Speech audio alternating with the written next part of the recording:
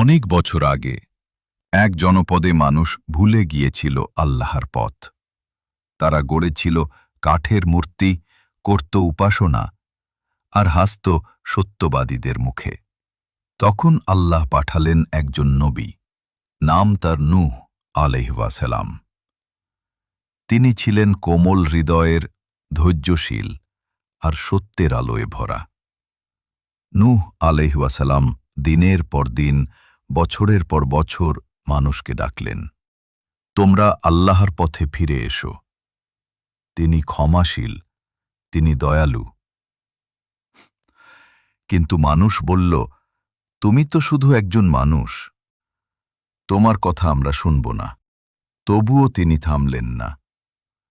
950 বছর ধরে তিনি চেষ্টা করলেন, কিন্তু খুব অল্প মানুষই তার কথায় বিশ্বাস করল। একদিন আল্লাহ বললেন, নূহ, এখন সময় এসেছে, তুমি একটি নৌকা তৈরি করো।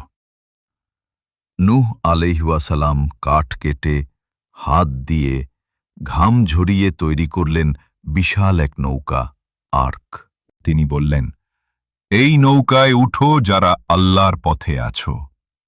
তখন আকাশ কালো হয়ে উঠল, মেঘ গর্জে উঠল, আর পৃথিবী ভেসে গেল বন্যায়।